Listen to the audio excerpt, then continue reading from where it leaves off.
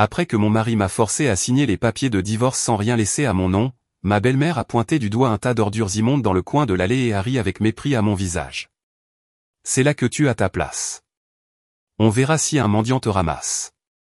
Elle ne savait pas que, à peine 30 minutes plus tard, la personne venue me chercher mettrait toute sa famille à genoux. Pour comprendre comment je me suis retrouvé dans une situation aussi misérable, chers auditeurs, nous devons remonter dans le temps d'une heure seulement, dans un appartement luxueux que je croyais autrefois être mon chez-moi. Le bruit de la gifle de mon mari, Ethan, était brutal, son écho cruel plus effrayant que le vent hurlant à l'extérieur des fenêtres. Je suis tombé sur le sol car l'effroi, la tête qui tournait et une oreille qui bourdonnait. Je n'arrivais pas à croire que l'homme que j'avais aimé et dont j'avais pris soin de tout mon cœur pendant les 5 dernières années, l'homme qui me murmurait des mots doux chaque nuit, me regardait maintenant comme une bête vicieuse. Ses yeux étaient remplis de haine, de mépris et d'une joie cruelle. Sors de ma maison tout de suite, femme inutile qui ne peut même pas me donner un enfant. Sa voix était un grognement sourd, chaque mot une lame poignardant mon cœur saignant. J'ai levé les yeux, ma vision floue par les larmes. J'ai vu ma belle-mère, Carole, se tenir dans l'embrasure de la porte de la chambre, les bras croisés et un sourire satisfait sur son visage. À côté d'elle, ma belle-sœur, Chloé, qui ne se soucie que des faits et des apparences, enregistrait tout avec son téléphone, en ricanant. Ethan, rapproche-toi de son visage. Ça va devenir viral si on le poste en ligne. Que dirais-tu du titre « Une femme infidèle récolte ce qu'elle mérite » ? Leur cruauté, leur coordination parfaite pour me tourmenter, m'ont fait réaliser que ce n'était pas une explosion spontanée. C'était une pièce qu'ils préparaient depuis longtemps, et ce soir était l'acte final. Avec des mains tremblantes, j'ai essayé de me relever et de rassembler la fine chemise de nuit ébouriffée. Ethan, calme-toi. Je ne sais pas ce qui se passe, mais parlons-en. J'étais Sophia, essayant de m'accrocher à un faible espoir, mais Ethan ne m'a laissé aucune chance. Il s'est jeté sur moi, a attrapé mes cheveux et a tiré ma tête en arrière, me faisant hurler de la douleur aiguë. Il m'a traîné vers la porte d'entrée, ignorant mes supplications et mes luttes. Parler ? Je n'ai plus rien à te dire. Tu ne me sers plus à rien maintenant. Inutile ? Oui, c'est tout ce que j'avais été pour lui pendant les 5 dernières années. Un outil à utiliser et à exploiter. Une machine. Ouvre la porte, maman, cria Ethan, et Carole se précipita pour l'ouvrir en grand. La froide nuit d'hiver new-yorkaise, un vent mordant, envahit immédiatement l'appartement, glaçant ma peau et me faisant trembler de la tête aux pieds. La petite allée à l'extérieur était vide. Seule la faible lumière jaune d'un lampadaire projetait les ombres des branches nues. Ethan, s'il te plaît, ne fais pas ça. Les voisins vont nous voir, ai-je supplié désespérément, mais ma peur semblait l'exciter encore plus. Il a ri cruellement. Les voisins ? Qu'ils voient ce que tu es vraiment. On verra si tu oses affronter qui que ce soit après ce soir. Et puis il a fait quelque chose que je n'oublierai jamais. De toutes ses forces, il a arraché la chemise de nuit de mon corps. Le bruit du tissu qui se déchire était net et définitif. En un instant, tout mon corps a été exposé à l'air glacial et au regard malveillant de sa famille. J'ai crié d'horreur et d'humiliation, essayant à la hâte de me couvrir avec mes bras, mais il était trop tard. Chloé avait déjà levé son téléphone, et le bruit du déclencheur de l'appareil photo a cliqué encore et encore. Waouh, tu es belle, belle-sœur. Ça va casser Internet. Son rire était clair, mais il m'a donné des frissons dans le dos. Ethan m'a violemment poussé hors de la porte, et j'ai dévalé les marches de béton froides. Il a attrapé mon sac à main, en a vidé tout le contenu et l'a éparpillé au milieu de l'allée. Sors et ne reviens jamais, a-t-il grogné. C'est alors que ma belle-mère s'est avancée. Elle ne m'a pas regardé, mais a pointé du doigt un tas d'ordures ménagères puantes dans un coin de l'allée, et se tournant vers moi, a prononcé chaque mot avec emphase, un sourire méprisant marquant chacune de ses rides. C'est là que tu as ta place. On verra si un mendiant te ramasse. Après avoir dit cela, elle est rentrée avec son fils et a claqué la porte. Le bruit du verrou qui se fermait a résonné froidement, coupant complètement tout lien avec l'endroit que j'appelais autrefois ma maison.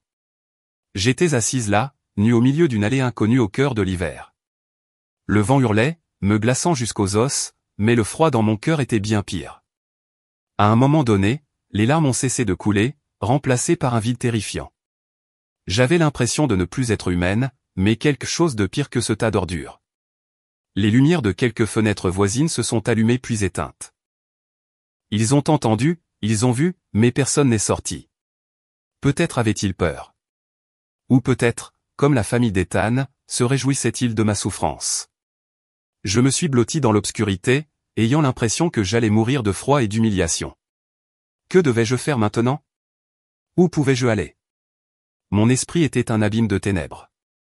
Soudain, une faible lueur provenant de l'écran de mon téléphone, qu'Ethan avait jeté au sol, a attiré mon attention. L'écran était brisé, mais il fonctionnait encore. Une pensée m'a traversé l'esprit. Une pensée que j'avais réprimée de toutes mes forces pendant les 5 dernières années. Je me suis traîné, tremblante, et j'ai ramassé le téléphone. Mes doigts engourdis pouvaient à peine glisser sur l'écran. Je suis allé dans ma liste de contacts et j'ai cherché le numéro enregistré sous le nom de Dernier Recours. C'était le numéro que mon grand-père m'avait forcé à mémoriser avant que je ne quitte la maison, avec l'avertissement « N'appelle que lorsque tu n'as vraiment nulle part où aller ». Au cours des 5 dernières années, peu importe à quel point cela avait été dur et humiliant, je n'avais jamais osé appeler. Mais ce soir, je n'avais vraiment nulle part où aller. J'ai appuyé sur le bouton d'appel et j'ai porté le téléphone froid à mon oreille. Il a sonné 1 fois, 2 fois, et mon cœur s'est emballé. Puis une voix familière, basse, chaleureuse et pourtant étrange, est venue de l'autre côté. Une voix que je n'avais pas entendue depuis 5 ans. « Bonjour, monsieur Albright. » Ma voix s'est brisée, et après avoir prononcé ces 2 mots, je n'ai pas pu continuer et j'ai éclaté en sanglots. « Mademoiselle Sterling, c'est vous, mademoiselle? Où êtes-vous? » La voix de monsieur Albright à l'autre bout du fil était remplie de panique et d'inquiétude. J'ai réprimé mes sanglots et, d'une voix brisée, je lui ai donné l'adresse de cette allée. « S'il vous plaît, venez me chercher, monsieur Albright. »« Mademoiselle, n'ayez pas peur. J'arrive immédiatement. »« Tenez bon encore un peu. » Monsieur Albright a dit cela et a raccroché. J'ai laissé tomber le téléphone, sentant toutes mes forces quitter mon corps. Je l'avais fait. J'avais passé l'appel, rompu ma propre promesse et demandé l'aide de la famille que j'avais abandonnée. Mais je n'avais pas d'autre choix. J'ai posé ma tête sur mes genoux et j'ai attendu. Chaque seconde, chaque minute semblait une éternité. Le vent est devenu plus froid, et j'ai lentement commencé à perdre la sensibilité de mon corps. J'avais l'impression de ne plus pouvoir tenir. Soudain, un faisceau de lumière éblouissant a traversé l'obscurité du bout de l'allée. Il était suivi du rugissement bas et majestueux d'un moteur, un son complètement déplacé dans ce quartier modeste. 1.2.ET3. Un cortège de Rolls-Royce noire brillante a glissé silencieusement vers moi comme des bêtes de proie. Toute la petite allée a été instantanément illuminée par les phares. Les lumières des fenêtres se sont rallumées. Cette fois, personne n'a osé les éteindre. Ils étaient stupéfaits, horrifiés et incrédules devant ce qu'ils voyaient. Le cortège s'est arrêté et la porte de la voiture de tête s'est ouverte. Monsieur Albright, impeccablement vêtu d'un costume noir, est sorti rapidement. Derrière lui, des dizaines de gardes du corps en uniforme sont sortis et se sont tenus sur 2 rangs, formant un mur de protection solide autour de moi. Monsieur Albright a enlevé son épais manteau de cachemire et l'a placé sur mon corps tremblant. Avec la chaleur du manteau et le regard douloureux dans ses yeux, je n'ai pas pu me retenir plus longtemps et j'ai recommencé à pleurer. « Mademoiselle Sterling, vous avez tellement souffert, a dit M. Albright d'une voix rauque. Il est temps de rentrer à la maison. Ce retour ouvrirait-il un nouveau chapitre lumineux, où des tempêtes supplémentaires m'attendaient-elles? Et lorsqu'il découvrirait ma véritable identité, à quoi la famille de mon ex-mari serait-elle confrontée? Si vous ressentez la même curiosité et le même suspense que nous, n'oubliez pas d'aimer, de partager et de vous abonner à la chaîne Family Stories. Vous ne voudrez pas manquer le prochain épisode passionnant. La chaleur du manteau de cachemire de monsieur Albright m'enveloppait, mais elle ne suffisait pas à dissiper le froid qui me transperçait les os. Sans un mot de plus, il m'a aidé à me relever avec son bras ferme. Les gardes du corps ont immédiatement formé un mur humain, bloquant complètement les regards curieux et malveillants des fenêtres environnantes. Je savais que toute cette petite allée était témoin d'une scène qu'elle n'oublierait jamais. Une femme abandonnée nue comme un tas d'ordures ramassées par un cortège de berlines de luxe. Le contraste extrême était probablement plus dramatique que n'importe quel film qu'ils aient jamais vu. Monsieur Albright m'a guidé vers la Rolls-Royce de tête. Un garde du corps a maintenu la porte ouverte avec respect. Il m'a aidé à m'installer soigneusement sur la banquette arrière, puis a fait le tour de la voiture pour s'asseoir à côté de moi. Lorsque la porte s'est fermée, un silence et une chaleur absolue m'ont enveloppé, m'isolant complètement du monde extérieur. Le chauffage de la voiture diffusait lentement de la chaleur, dégelant mes doigts et mes orteils. Je me suis blotti à l'intérieur du manteau surdimensionné, regardant par la fenêtre. Les néons de la ville défilaient comme des traînées de peinture dans la nuit. La voiture se déplaçait silencieusement et en douceur, retraçant le chemin que j'avais parcouru dans l'humiliation quelques dizaines de minutes plus tôt. La sensation était étrange. Je n'étais plus une victime pathétique. J'étais protégé sur le chemin d'un lieu sûr. Mais la sécurité physique ne pouvait pas calmer la tempête qui faisait rage dans mon âme.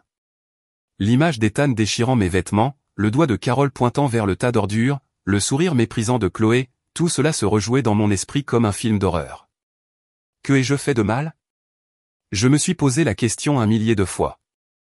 Au cours des 5 dernières années, j'avais renoncé à mon identité de fille d'une famille milliardaire, abandonné une vie de luxe pour devenir une épouse ordinaire. J'ai cuisiné, fait la lessive et pris soin de toute sa famille. Je n'ai pas demandé de cadeaux coûteux et je ne me suis jamais plainte d'une vie modeste par rapport à mon passé. J'ai fait tout cela simplement parce que je l'aimais, parce que je croyais en sa promesse de construire une famille simple et heureuse. Et qu'ai-je reçu en retour? Trahison et humiliation sans fin. Je pensais que l'amour pouvait surmonter toutes les difficultés, mais je me suis trompé. Mon amour a été gaspillé, donné à un loup déguisé en agneau, à quelqu'un qui ne savait qu'utiliser et piétiner. Mademoiselle Sterling, prenez du thé au gingembre pour vous réchauffer. La voix de Monsieur Albright m'a tiré de mes pensées hébétées. Il avait pris une tasse de porcelaine blanche dans le petit bar de la voiture. À l'intérieur, il y avait du thé au gingembre fumant avec l'arôme chaud et familier du gingembre. C'était le thé qu'il avait l'habitude de me préparer chaque fois que j'avais un rhume. Il s'en souvenait encore. J'ai pris la tasse avec des mains tremblantes, et la chaleur s'est répandue de mes paumes dans tout mon corps. J'ai pris une gorgée, et la douce douceur du miel et le piquant du gingembre ont apaisé ma gorge.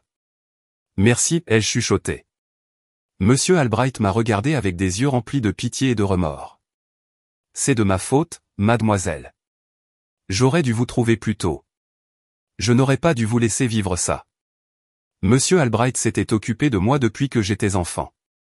Après la mort de mes parents dans un accident, c'est lui qui s'est tenu à mes côtés, s'occupant de chaque détail au nom de mon grand-père. Il était plus qu'un majordome. Il était comme un membre de ma famille, un oncle. C'est lui qui a essayé le plus de me dissuader lorsque j'ai décidé de quitter ma famille pour être avec Ethan, mais à ce moment-là, j'étais aveuglé par l'amour et je n'ai pas écouté ses paroles. Ce n'est pas de votre faute, ai-je dit en secouant la tête, et les larmes sont revenues.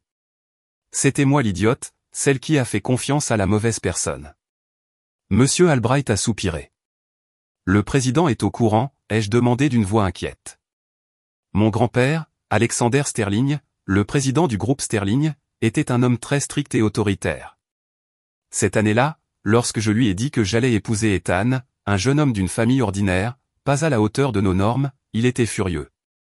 Il m'a donné un ultimatum, soit quitter Ethan, soit quitter la famille sans rien emporter. Et j'ai choisi l'amour. Au cours des 5 dernières années, je n'avais pas osé contacter ma famille, non pas parce que je détestais mon grand-père, mais par peur de le décevoir, peur de lui montrer ma vie pas si prospère. Je voulais lui prouver que mon choix était le bon, que je pouvais vivre heureuse sans l'argent de ma famille. Mais maintenant, j'avais échoué. J'avais lamentablement échoué. J'ai informé le président dès que j'ai reçu votre appel, a répondu Monsieur Albright. Il nous attend au domaine. Il est très inquiet. Les mots très inquiets ont serré mon cœur. Je ne savais pas comment l'affronter. J'avais peur de voir la déception dans ses yeux. La voiture est entrée dans les avenues bordées d'arbres de Greenwich, Connecticut. Peu à peu, de grandes et luxueuses demeures sont apparues, à la fois familières et étranges. Je n'étais pas revenu ici depuis 5 ans. Tout semblait pareil, toujours luxueux et noble. Mais j'avais changé. Je n'étais plus la jeune femme naïve et insouciante. J'étais une femme avec un mariage raté, une femme qui venait d'être déshabillée et abandonnée au milieu d'une nuit d'hiver. La voiture s'est arrêtée devant l'imposante porte en fer du domaine de la famille Sterling. La porte s'est lentement ouverte, révélant le chemin de gravier blanc familier menant à l'intérieur. La lumière émanant du manoir illuminait une partie du ciel, chaleureuse comme si elle accueillait le retour d'un enfant prodigue. Mais un autre sentiment s'est éveillé dans mon cœur. Ce n'était pas le soulagement de rentrer à la maison, mais une flamme. Une flamme de haine brûlante. Ethan est, Carole, Chloé est. J'ai fermé les yeux et j'ai gravé ces 3 noms au plus profond de mon cœur. Je me suis fait un vœu. La douleur et l'humiliation qu'ils m'ont infligées ce soir, je les rembourserai 100 000 fois avec intérêt. La portière de la voiture s'est ouverte, et j'ai pris une profonde inspiration de l'air frais du jardin. Je n'étais plus la faible Sophia Sterling du passé. Ce soir, des cendres de l'humiliation, une nouvelle personne était renée. Monsieur Albright a replacé avec soin le manteau sur moi, recouvrant les vêtements en lambeaux en dessous, et m'a aidé à sortir de la voiture. Debout devant la lourde porte en bois massif finement sculptée, la même porte à laquelle j'avais résolument tourné le dos il y a 5 ans, mon cœur était rempli d'émotions mitigées. L'homme autoritaire à l'intérieur, mon grand-père que j'aimais et que je craignais à parts égales, me recevrait-il à bras ouverts, ou avec un regard froid et réprobateur?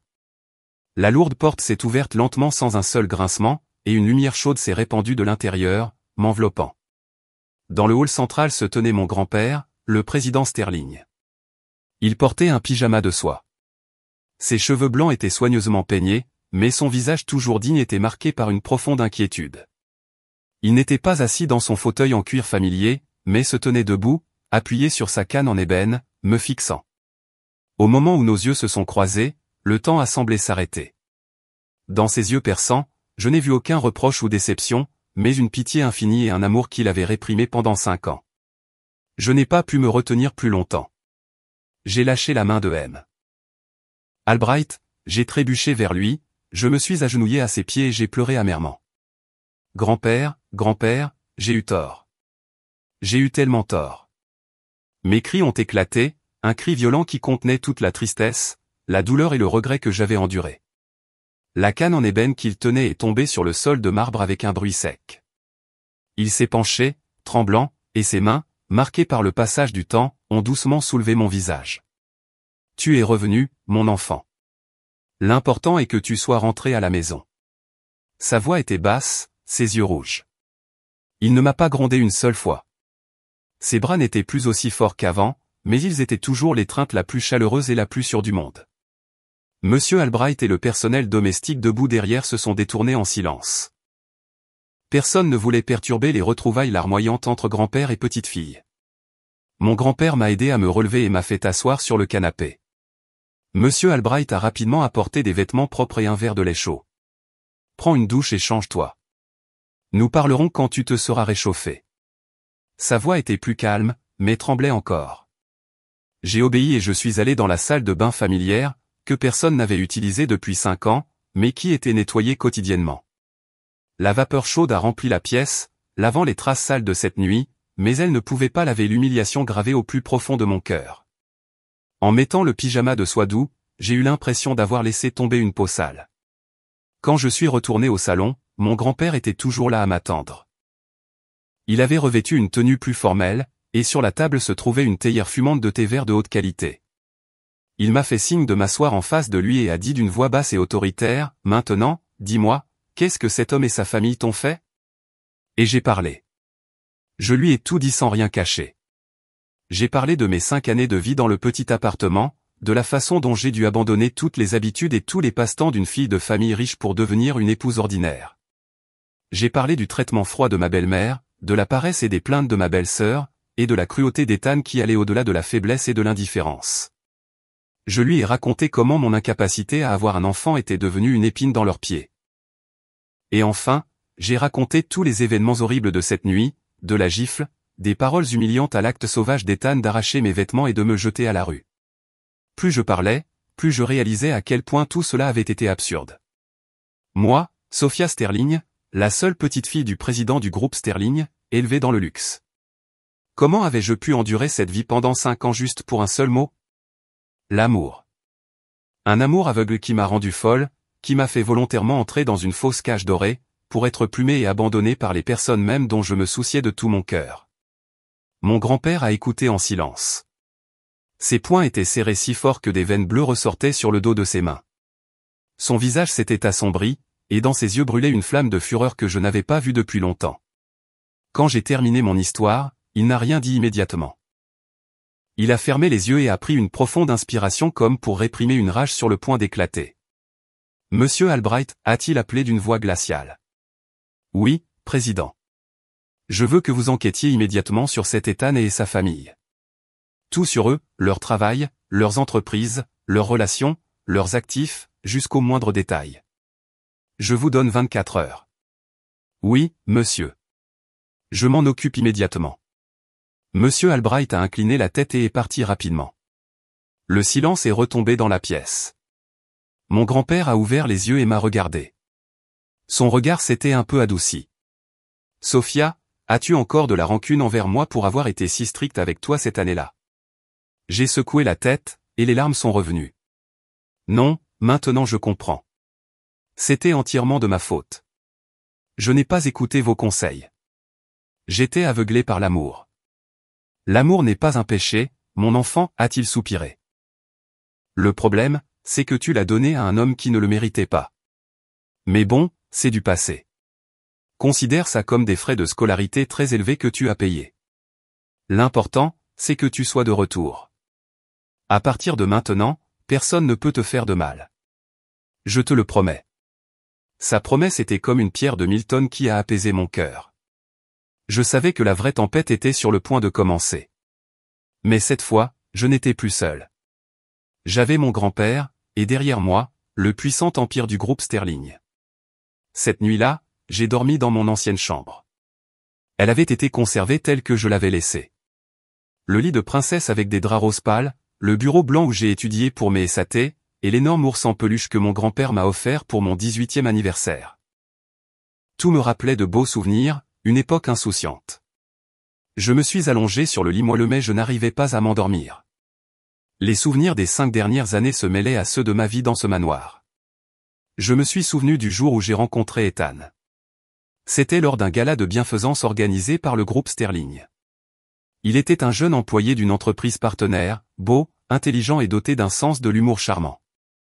Il était complètement différent des riches héritiers idoles que j'avais l'habitude de connaître. Il m'a captivé par sa sincérité et son rêve de créer sa propre entreprise. Nous avons commencé à sortir ensemble. J'ai caché ma véritable identité, lui disant seulement que j'étais une employée de bureau normale. Il ne semblait pas non plus se soucier beaucoup de mes antécédents familiaux. Il m'aimait, ou du moins je le pensais. Il m'a emmené dans des bars miteux, m'a fait faire des balades sur sa vieille moto. Ces rendez-vous simples me rendaient plus heureuse que n'importe quelle fête somptueuse. Je pensais avoir trouvé le véritable amour. Quand j'ai décidé de l'épouser, je l'ai amené rencontrer mon grand-père. La réunion a été un désastre. Mon grand-père, d'un simple regard, m'a dit sans ambages, « Cet homme n'est pas fait pour toi. » L'ambition est écrite sur tout son visage. Il ne t'aime pas. Il veut la fortune de ta famille. Je me suis disputé avec mon grand-père, défendant Ethan avec véhémence. Je lui ai dit qu'il était trop méfiant, qu'Ethan n'était pas comme ça. La dispute a atteint son apogée lorsque mon grand-père m'a donné son ultimatum. Avec l'arrogance de la jeunesse et une foi aveugle, j'ai choisi de partir pour lui prouver qu'il avait tort. J'ai coupé tout contact de ma propre initiative et suis entré dans la vie d'une personne normale. C'était difficile au début, mais j'ai essayé de m'adapter. Je me suis bercé d'illusions en pensant que j'étais heureuse. Mais maintenant que tout était révélé, j'ai réalisé à quel point les paroles de mon grand-père avaient été justes. Il a vu la vraie nature d'Ethan dès le début, et il m'a fallu 5 ans pour m'en rendre compte. Une douce frappe à la porte. Monsieur Albright est entré avec un plateau de collation. Mademoiselle Sterling, mangez quelque chose. Le président m'a demandé de vous l'apporter. Je n'avais pas faim, mais je me suis redressé et j'ai mangé. Je savais que j'avais besoin de force. La bataille du lendemain serait longue. En voyant la nourriture exquise sur le plateau, je me suis soudainement souvenu des repas modestes et des réprimandes de ma belle-mère. Les larmes sont retombées, mais cette fois, ce n'était pas par douleur, mais parce que je savais que ces jours sombres étaient vraiment terminés. Un nouveau chapitre de ma vie était sur le point de commencer, un chapitre où je ne serais plus une victime. Je me suis assise devant la coiffeuse en bois de cerisier et je n'ai pas reconnu la femme dans le miroir. Mes longs cheveux, que je portais toujours en un simple chignon, avaient été transformés par les meilleurs stylistes du pays en une crinière de vagues volumineuses, teinte d'une luxueuse couleur châtaigne. Mon visage pâle et hagard avait été ramené à la vie après un traitement intensif d'une nuit. Un maquillage léger mais professionnel dissimulait les cernes et rendait mes yeux déjà grands plus définis et profonds. La femme dans le miroir n'était plus l'épouse soumise et patiente d'hier, Sophia. Elle était la seule héritière de la famille du groupe Sterling, Sophia Sterling. La voix de Monsieur Albright derrière moi a interrompu mes pensées. Mademoiselle Sterling, le président vous attend dans son bureau. Je me suis levé et j'ai pris une profonde inspiration. La robe de soie couleur jade que les créateurs avaient apportée tôt dans la matinée épousait parfaitement mon corps, créant une aura élégante, séduisante et sophistiquée. J'ai enfilé une paire d'escarpins Christian Louboutin. Chaque pas me semblait ferme et autoritaire. Je ne m'étais pas senti comme ça depuis 5 ans. J'ai descendu l'escalier en colimaçon et j'ai parcouru le long couloir orné d'œuvres d'art coûteuses. Le bureau de mon grand-père se trouvait au bout du couloir, une pièce spacieuse avec des bibliothèques du sol au plafond remplies de livres rares. Mon grand-père était assis derrière un immense bureau en bois massif, lisant attentivement une pile de documents avec des lunettes de lecture. Me voyant entrer, il a levé les yeux, a enlevé ses lunettes et un sourire de satisfaction est apparu sur son visage. « Assieds-toi, dit-il en désignant la chaise en cuir en face de lui. Tu es impeccable. Tu ressembles enfin à une Sterling. » J'ai souri et je me suis assise. « Pourquoi m'as-tu appelé ?» Mon grand-père n'a pas répondu immédiatement. Il a poussé la pile de documents qu'il était en train de lire vers moi. « Lis ça. C'est toutes les informations que Monsieur Albright a recueillies du jour au lendemain sur la famille de ton ex-mari. » Tremblante, j'ai ouvert le dossier. Les pages étaient densément imprimées de textes et de photos. La première page était le CV d'Ethan. J'ai jeté un coup d'œil aux informations de base et je me suis arrêté à son historique professionnel. La société dont il était administrateur, Commercial Service LLC, était en fait une petite entreprise fondée peu après notre mariage. Et ce qui m'a stupéfaite, c'est que le capital initial de la société, 350 000 $, était clairement enregistré comme une contribution personnelle. 350 000 $. Je me souviens parfaitement que lorsque j'ai épousé Ethan, il n'était qu'un simple employé avec un salaire de quelques milliers par mois. Comment a-t-il pu obtenir autant d'argent? Je me suis tourné vers la page suivante et j'ai vu les rapports financiers de l'entreprise. Au cours des 5 dernières années, l'entreprise avait enregistré des pertes constantes. Les flux de trésorerie étaient négatifs et les dettes envers les banques et les fournisseurs n'ont cessé d'augmenter. Son entreprise était essentiellement une coquille vide au bord de la faillite. Alors, d'où venait l'argent pour la vie confortable de sa famille, l'appartement luxueux? La réponse se trouvait sur les pages suivantes. Il s'agissait d'une série de relevés bancaires pour des comptes au nom d'Ethan, Carol et Chloé. Au cours des 5 dernières années, une somme d'argent considérable avait été transférée mensuellement d'un compte inconnu vers le leur. J'ai examiné attentivement le nom du titulaire de ce compte inconnu, et mon cœur s'est arrêté. Sophia Sterling. C'était mon nom. Je ne comprenais pas ce qui se passait.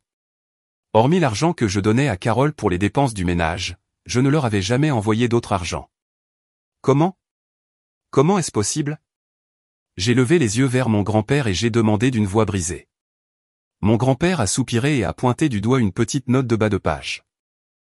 Il s'agit d'un compte en fiducie que tes parents ont créé pour toi avant de mourir.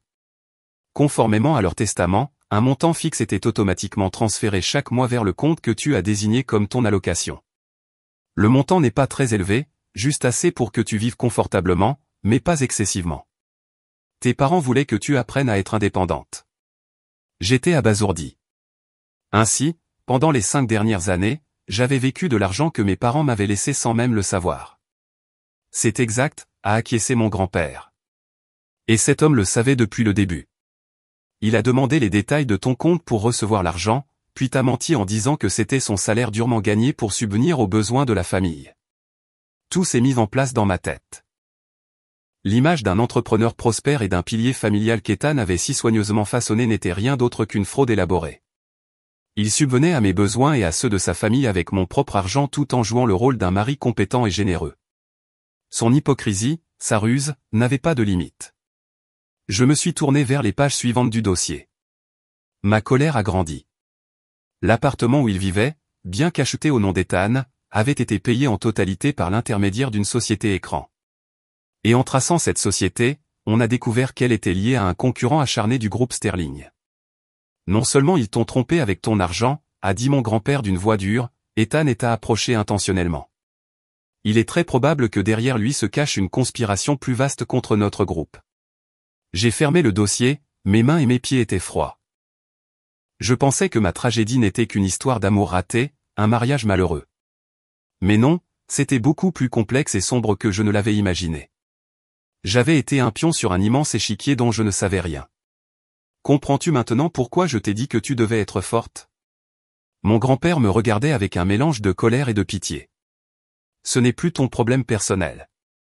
C'est une guerre pour toute la famille du groupe Sterling, et toi, en tant qu'unique héritière, tu dois non seulement rechercher la justice pour toi-même, mais aussi te lever pour protéger l'héritage de toute la famille. J'ai regardé dans ses yeux déterminés. La peur et la confusion initiale se sont progressivement estompées, remplacées par une détermination d'acier. Mon grand-père avait raison. Je ne pouvais pas rester une victime pour toujours. Je devais devenir une guerrière. Que dois-je faire maintenant? Ma voix était calme et claire. Mon grand-père a souri avec confiance. Tout d'abord, tu as besoin d'une identité. Une identité avec suffisamment de poids pour les faire trembler de peur. Il a pris l'interphone. Monsieur Albright, demandez à l'avocat de l'entreprise, Monsieur Torres, et à l'équipe des relations publiques du groupe, de venir ici. Quelques minutes plus tard, un groupe de personnes en costume est entré dans la pièce, mené par Monsieur Torres, le chef du service juridique du groupe, un homme d'âge moyen avec un large front et un regard pénétrant. Mon grand-père a donné un ordre d'une voix qui ne souffrait aucune contestation. Monsieur Torres, préparez immédiatement les documents pour poursuivre Ethan et sa famille pour fraude et détournement de fonds. En même temps, préparez les procédures nécessaires pour récupérer les biens de ma petite fille. Puis il s'est tourné vers l'équipe des relations publiques. Dans 1 heure, je veux que vous envoyiez une déclaration à tous les grands médias du pays. Une déclaration concernant le retour de ma petite fille et future vice-présidente du groupe Sterling, Sophia Sterling. La pièce est tombée dans un silence de mort. Tout le monde était stupéfait par la décision rapide mais autoritaire du président. Moi aussi. Vice-présidente? Un poste auquel je n'avais jamais pensé. Grand-père. J'ai essayé de dire quelque chose, mais il m'a arrêté d'un geste de la main. Pas de mais. Ce poste a toujours été le tien. Il est temps pour toi de revendiquer ce qui t'appartient. Il m'a regardé, et son regard était à la fois un commandement et une attente. Prépare-toi, mon enfant. La tempête est sur le point d'éclater, et tu seras au centre de celle-ci. J'ai pris une profonde inspiration et j'ai acquiescé fermement. Oui, j'étais prête. Dans ce jeu, je n'allais pas seulement participer. J'allais fixer les règles. La tempête médiatique que mon grand-père a déclenchée est arrivée plus vite et plus fort que je n'aurais pu l'imaginer. Juste comme il l'avait ordonné, en seulement 1 heure, le titre, l'héritière du groupe Sterling revient après 5 ans, sur le point d'assumer le rôle de vice-présidente, était en première page de tous les grands journaux en ligne. L'article était accompagné d'un portrait professionnel de moi pris ce matin-là, où j'avais l'air belle, élégante et charismatique. Le téléphone de Monsieur Albright n'arrêtait pas de sonner. Partenaires, investisseurs, médias, tout le monde était en émoi devant cette nouvelle choquante. De l'autre côté de la ville, dans leur appartement, je pouvais imaginer les visages d'Ethan et de sa famille. Ils seraient sûrement sans voix, incapables de croire ce qu'ils voyaient. L'épouse qu'ils venaient d'humilier et de jeter sans pitié, la personne qu'ils pensaient être un agneau sans défense, s'était soudainement transformée en phénix, une figure attirant l'attention de tout le monde des affaires. Leur euphorie de la nuit dernière se serait maintenant transformée en une peur abjecte. Mais ce n'était que le début. Ma transformation ne se limitait pas à mon identité et à mes vêtements. Mon grand-père voulait que je me transforme complètement à l'intérieur comme à l'extérieur. Il a dit, une reine ne doit pas seulement porter une couronne. Elle doit aussi avoir de la sagesse et du cran. Le lendemain matin, une équipe des meilleurs tuteurs privés a été convoquée au domaine. L'un enseignait la macroéconomie et la gestion d'entreprise, un autre le droit des affaires et les affaires juridiques, un autre les techniques de négociation et la communication, et il y avait même un entraîneur personnel pour les arts martiaux et la condition physique. Mon emploi du temps était chargé de l'aube jusqu'à tard dans la nuit. Je me suis plongé dans mes études comme une éponge sèche, essayant d'absorber toutes les connaissances que j'avais manquées au cours des 5 dernières années, concepts financiers, lois complexes, stratégies de gestion. Au début, elles m'ont submergé. Mais comme si l'ADN des affaires de la famille Sterling s'était réveillé, j'ai appris très vite. Mes compétences analytiques et ma pensée logique ont surpris mes tuteurs. Le soir après les cours, je m'asseyais avec mon grand-père dans son bureau. Il ne m'enseignait pas de théorie vide. Il m'enseignait à travers une vie d'expérience pratique, à travers le jeu des affaires. Il analysait les forces et les faiblesses de chaque concurrent, de chaque partenaire. Il m'a appris à lire dans les pensées des gens, à utiliser le pouvoir à bon escient. Le pouvoir ne réside pas dans le nombre de personnes que tu peux commander, a-t-il dit. Il réside dans le nombre de personnes que tu peux faire respecter et suivre volontairement. Ces enseignements étaient plus précieux que n'importe quel livre. Ce n'était pas seulement des connaissances, mais une philosophie de vie, le cran d'un leader. Parallèlement à mes études, j'ai commencé mon entraînement physique. Chaque matin de bonne heure, je subissais un entraînement rigoureux avec un ancien membre des forces spéciales. De la course et de l'haltérophilie au combat au corps à corps, la sueur coulait sur mes joues. Mon corps me faisait mal, mais je ne me suis plainte qu'une seule fois. Je savais que j'avais besoin d'un corps sain et d'une volonté d'acier pour affronter la tempête à venir. En une seule semaine, j'avais changé de façon surprenante. J'avais perdu du poids, mais mon corps était plus tonique et plein d'énergie. Mon regard n'était plus celui de la tristesse ou de la peur, mais déterminé et pénétrant. Mon attitude était également devenue confiante et autoritaire. Même M. Albright a commenté, « Mademoiselle Sterling, vous avez maintenant plus de présence que le président à son apogée. » La transformation était presque complète. J'avais l'identité, les connaissances, la volonté et un puissant empire à mes côtés. J'étais prête à faire le premier pas dans mon jeu d'échecs de vengeance. Un matin, après avoir pris connaissance de la situation de l'entreprise grâce à des rapports, j'ai décidé de visiter l'endroit que j'appelais autrefois chez moi. Sans préavis, j'ai choisi une voiture de sport blanche dans la collection de mon grand-père. Je portais un tailleur pantalon Chanel blanc, des lunettes de soleil, et mes cheveux en légères ondulations retombaient sur mes épaules. Lorsque ma voiture de sport de luxe s'est arrêtée devant l'ancien immeuble, un certain nombre de personnes se sont tournées pour regarder. Je suis sorti de la voiture, j'ai enlevé mes lunettes de soleil et je suis entré dans le hall la tête haute. Le vieux portier à la réception, celui-là même qui m'avait regardé avec mépris d'innombrables fois, s'est maintenant levé précipitamment et m'a salué d'une courbette maladroite. Je n'ai rien dit, j'ai juste fait un léger signe de tête, et je suis allé directement à l'ascenseur. Je pouvais sentir les regards curieux et les chuchotements derrière moi. Ils se demandaient sûrement qui était cette femme élégante et pourquoi elle avait l'air si familière. Lorsque j'ai sonné à la porte de l'appartement, il a fallu un certain temps pour que la porte s'ouvre en entr'ouvrant. Carole a jeté un coup d'œil et, en me voyant, s'est figée. L'expression sur son visage est passée de la surprise et de la peur à une colère incontenable. « Toi! Qu'est-ce que tu fais ici ?» bégaya-t-elle. J'ai fait un sourire sociable mais froid. « Bonjour, Carole. Je suis venu chercher quelques affaires personnelles que j'ai laissées derrière moi. » Je n'ai pas attendu sa réponse. Je l'ai doucement poussée et je suis entré. L'appartement était le même, toujours en désordre et quelque peu exigu. Ethan et Chloé étaient assis dans le salon, et quand ils m'ont vu entrer, ils étaient tous les deux sans voix. La télécommande est tombée de la main d'Ethan, et la bouche de Chloé est restée ouverte, incapable de dire quoi que ce soit.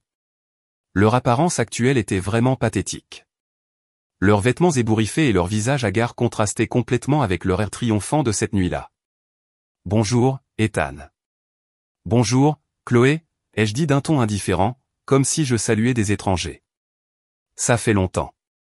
Vous n'avez pas l'air d'aller bien. » Mon apparence et mon attitude les ont complètement déconcertés. Ils n'ont fait que me fixer du regard. Je ne leur ai prêté aucune attention et je suis allé directement dans mon ancienne chambre. La pièce était la même, mais il ne restait plus une once de chaleur. J'ai ouvert le placard et j'ai sorti une petite boîte en bois que je gardais dans le coin le plus profond. C'était la boîte contenant les souvenirs de mes parents, quelques vieilles photos, la montre de mon père et les boucles d'oreilles en perles de ma mère. C'était la seule chose que je devais récupérer de cet endroit. Quand je suis sorti avec la boîte, Ethan a repris ses esprits et s'est mis en travers de mon chemin. « Sophia, Sophia, tu » bégaya-t-il, ne sachant pas comment s'adresser à moi ni quoi dire. Je l'ai regardé avec des yeux sans émotion. « Avez-vous quelque chose à dire, monsieur est ?» Mon adresse formelle l'a déstabilisé. « Nous pouvons parler. » Je suis désolé. Rien de tout cela. Rien de tout cela n'est ce que tu penses. Il a commencé à chanter la vieille chanson, la chanson des mensonges et des excuses. Mais je n'étais plus la même personne. Désolé? Ai-je raillé? Pensez-vous qu'un désolé peut tout effacer? Vous n'avez plus besoin de jouer. Votre pièce est terminée. Je l'ai contournée et je me suis dirigé vers la porte. Carole et Chloé étaient toujours là, sans voix. Quand je suis arrivé à la porte, je me suis arrêté et je me suis retourné pour les regarder une dernière fois. Oh, j'ai presque oublié. À partir de demain, des gens de la banque viendront à votre entreprise au sujet des prêts impayés. Vous feriez mieux de vous préparer. Bonne chance. Après avoir dit cela, je me suis retourné et je suis parti, laissant derrière moi 3 personnes pétrifiées de terreur et de désespoir. En sortant de l'immeuble et en respirant l'air frais, j'ai ressenti une étrange euphorie. Ce n'était qu'un léger avertissement. Ma pièce de vengeance avait encore de nombreuses scènes dramatiques à venir. Sur le chemin du domaine, j'ai reçu un appel de Monsieur Albright. Mademoiselle Sterling, nos gens rapportent qu'une violente dispute a éclaté dans cette maison peu de temps après votre départ. J'ai souri faiblement. Parfait. Laissez-les se déchirer, Monsieur Albright. La guerre psychologique commençait à faire son effet. Et il était maintenant temps de lancer une véritable attaque. Une attaque économique, une attaque qui détruirait complètement l'empire de papier d'Ethan. Ma transformation et mon retour imposant n'étaient que le coup d'envoi, un coup psychologique qui a plongé la famille d'Ethan dans le chaos. Mais pour vraiment les détruire, j'avais besoin d'actions concrètes, d'une frappe fatale à la base économique déjà pourrie d'Ethan. À mon retour au domaine, sans prendre de pause, je suis allé directement au bureau. Mon grand-père et Monsieur Torres m'attendaient déjà. L'atmosphère dans la pièce était très sérieuse. Un grand écran détaillait la structure de l'entreprise d'Ethan et le réseau d'entreprises connexes. Selon notre enquête, a commencé M. Torres, en pointant les chiffres sur l'écran, l'entreprise de Haye a des dettes de près de 14 millions de dollars auprès de 3 banques différentes, et elles sont toutes sur le point d'arriver à échéance. Il a hypothéqué l'appartement où il vit actuellement comme garantie pour l'un des prêts. J'ai froncé les sourcils. Donc, cette maison n'est pas sûre non plus. Si Ethan ne peut pas rembourser la dette, la banque la saisira. Ce n'est pas tout, a poursuivi mon grand-père de sa voix profonde et expérimentée. Les contrats récents d'Ethan sont principalement petits avec un profit minimal. Sa principale source de revenus provient de 2 grands contrats avec 2 de nos filiales. Ce sont des contrats qu'il a obtenus grâce à sa relation avec toi. J'ai soudainement compris. Malgré sa façade d'homme qui s'est fait tout seul, Ethan utilisait la réputation de la famille Sterling pour en profiter dans mon dos. Donc, la première étape est claire, ai-je dit d'une voix froide et déterminée. Monsieur Torres, travaillez avec l'équipe juridique pour trouver la moindre violation dans ces 2 contrats. Un homme d'affaires malhonnête comme lui a sûrement des lacunes. Nous allons résilier les contrats unilatéralement. Monsieur Torres a acquiescé. Entendu. Ce ne sera pas difficile. En suivant la procédure, nous pouvons également réclamer une indemnisation pour rupture de contrat. Pas nécessaire, ai-je interrompu. Notre objectif n'est pas l'argent. C'est de couper sa bouée de sauvetage. Faites tout conformément à la loi afin qu'il ne puisse pas dire un mot. Mon grand-père m'a regardé avec satisfaction. Bien. L'attaque doit être décisive, mais ce n'est pas suffisant. Nous devons créer une plus grande pression. Une pression de toutes les directions. Il s'est tourné vers Monsieur Albright, qui se tenait silencieusement dans un coin de la pièce. Monsieur Albright, contactez ces banques et dites-leur que le groupe Sterling achètera toutes les dettes de cette entreprise. Monsieur Torres et moi-même étions un peu surpris.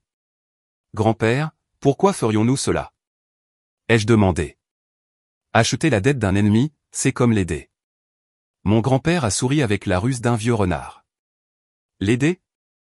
Non. Pense-y. Si le créancier est la banque, ils suivront les procédures. Ils pourraient lui accorder des prolongations ou négocier. Mais que se passe-t-il si le créancier, c'est nous? Nous ne lui accorderons pas un seul jour de prolongation. Nous serons le créancier le plus insistant et le plus implacable. Nous détiendrons le pouvoir de vie et de mort sur son entreprise. Alors il vivra si tu veux qu'il vive et mourra si tu veux qu'il meure. Une ampoule s'est allumée dans ma tête. La décision de mon grand-père était vraiment magistrale. Non seulement cela nous a fait passer d'une position passive à une position active, mais cela a également mis Ethan dans une situation perdant-perdant. Il ferait face à un nouveau créancier puissant et mystérieux sans soupçonner un seul instant que j'étais derrière tout cela. Monsieur Albright, je me suis tourné avec un regard perçant, lors de l'achat de la dette, ne révélez en aucun cas l'identité du groupe Sterling. Faites-le par l'intermédiaire d'une société d'intermédiation financière qui n'a aucun lien apparent avec nous. Ne vous inquiétez pas, mademoiselle Sterling. J'ai déjà préparé une telle entreprise, a répondu monsieur Albright d'une voix confiante. Le plan était parfaitement défini. Une pression des deux côtés, l'une pour couper ses revenus, l'autre pour le noyer sous les dettes. J'étais impatiente de voir comment Ethan s'en sortirait.